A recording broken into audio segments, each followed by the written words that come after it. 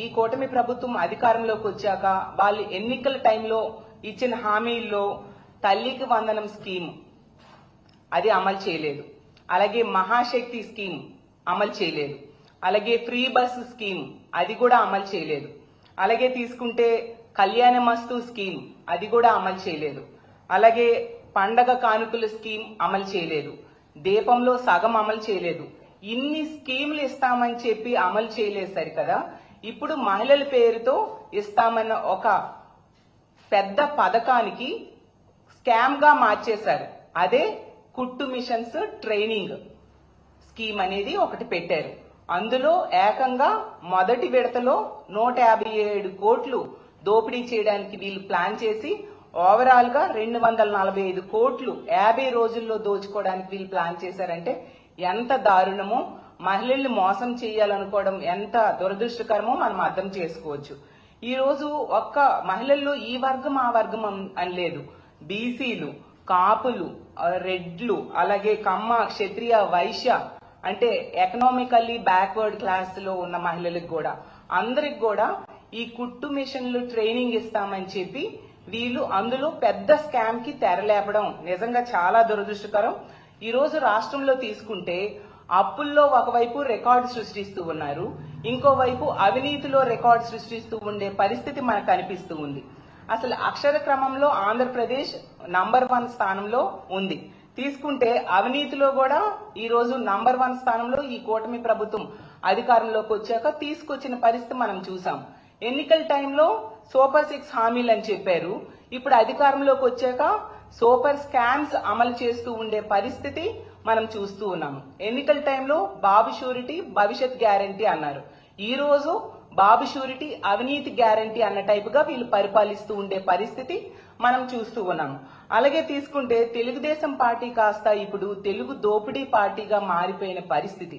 అలాగే గతంలో జగనన్న ప్రభుత్వంలో స్కీముల ఆంధ్రప్రదేశ్ గా ఉండే ఈ స్కీమ్ ఆంధ్ర ఈ రోజు ఈ కూటమి ప్రభుత్వం అధికారంలోకి వచ్చాక స్కామ్ ఆంధ్రగా మారిపోవడం నిజంగా చాలా దురదృష్టకరం. అలాగే కూటమి ప్రభుత్వం అనేది కుంభకోణాల ప్రభుత్వంగా ఈ రోజు మారిపోయింది. అలాగే ఎన్డీఏ ప్రభుత్వానికి అర్థం వీళ్ళు మార్చేశారు. నారా దోపిడీ అలయన్స్ ప్రభుత్వంగా వీళ్ళు పరిపాలిస్తూ ఉండే పరిస్థితి మనం చూస్తూ ఉన్నాం. ఈ రోజు ఈ రాష్ట్రంలో ఈ మహిళలకు ఇచ్చే కుట్టు మిషన్స్ అలాగే దాని ట్రైనింగ్ ప్రోగ్రామ్ లో తీసుకుంటే పెద్ద స్కామ్ కి స్కెచ్ వేశారు. అంటే మహిళలకు ఇచ్చే దానిలో కూడా దోపిడీ చేద్దామని వీళ్ళు ప్లాన్ చేశారంటే ఎంతగా దిగజారిపోయారో మనం అర్థం చేసుకోవచ్చు.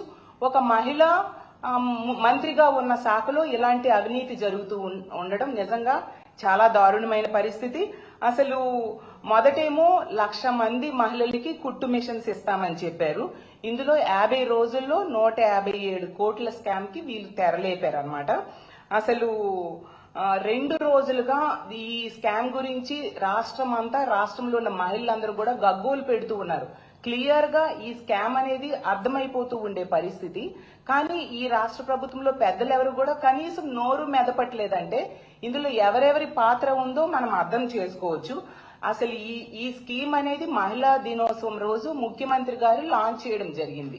ఈ కుట్టు మిషన్స్ ట్రైనింగ్ ప్రోగ్రామ్ అనేది అది ఎంత భారీగా మహిళా దినోత్సవం రోజు లాంచ్ చేసిన ఈ స్కీమ్ లో ఇంత భారీ స్కెచ్ వేసి ఇంత స్కామ్ కి తెరలేపడం నిజంగా చాలా దురదృష్టకరం. గతంలో జగనన్న పాలనలో తీసుకుంటే మనం చూసాం ఈ బీసీ మహిళల కోసం ఆసరా ఇచ్చేవారు, చేయూత ఇచ్చేవారు, అలాగే 0 వడ్డీ అమ్మఒడి పథకం అమలయ్యేది, అలాగే మహిళల కోసం ఇళ్ల పట్టాలు ఇచ్చేవారు, ఇల్లు నిర్మాణం చేసి ఇచ్చారు, అలాగే తీసుకుంటే పెళ్లి కానుక, ఫీజు రియంబర్స్మెంట్ ఇన్ని బీసీ మహిళలకు ఇచ్చేవారు. అవన్నీ కూడా ఈ కూటమి ప్రభుత్వం అధికారంలోకి వచ్చాక ఎత్తేయడం జరిగింది. ఎత్తేయడం కాకుండా కొత్తగా ఇస్తామన్నవి ఏవి కూడా వీళ్ళు ఎన్నికల టైంలో ఇస్తామన్నవి ఇవ్వలేదు కదా. ఈ మహిళల ట్రైనింగ్ కుట్టు మిషన్ల ట్రైనింగ్ లో ఎంత స్కామ్ చేయడం అంటే నిజంగా వీళ్ళు ఎంత మహిళా వ్యతిరేక ప్రభుత్వమో మనం అర్థం చేసుకోవచ్చు. అలాగే అప్పుడు గతంలో జగనన్న ప్రభుత్వంలో ఈ ఈబీసీ నేస్తమని ఎకనామికల్లీ బ్యాక్వర్డ్ క్లాసెస్ కోసం ఒక పథకం పెట్టి వాళ్ళకి ఆర్థికంగా తోడ్పాటును అందించి వాళ్ళకి స్వయం ఉపాధి అవకాశాలను ఆ రోజు జగన్మోహన్ రెడ్డి గారు కల్పించడం జరిగింది. ఈ రోజు తీసుకుంటే ఆ పథకాన్ని ఎత్తేసారు సరికదా. ఆ మహిళలకి ఇచ్చే ఈ కుట్టు మిషన్స్ అలాగే ట్రైనింగ్ ప్రోగ్రామ్ లో ఇంత భారీ స్కామ్ కి తెరలోపడం అంటే నిజంగా ఎంత మోసం చేయడం మహిళలకి మనం అర్థం చేసుకోవచ్చు. అలాగే తీసుకుంటే గతంలో జగన్మోహన్ రెడ్డి గారి ప్రభుత్వంలో కాపు నేస్తం అని చెప్పి కాపు మహిళల కోసం ఆ పథకాన్ని అమలు చేసి వాళ్ళకి ఎంతగానో తోడ్పాటును అందించడం జరిగింది. మరి ఈ కూటమి ప్రభుత్వం అధికారంలోకి వచ్చింది కదా, చంద్రబాబు నాయుడు గారైనా పవన్ కళ్యాణ్ గారు గాని ఈ కాపు మహిళల కోసం ఒక ఉపాధి అవకాశాన్నైనా లేక ఒక పథకాన్నైనా ఇచ్చారా అని నేను అడుగుతూ ఉన్నాను.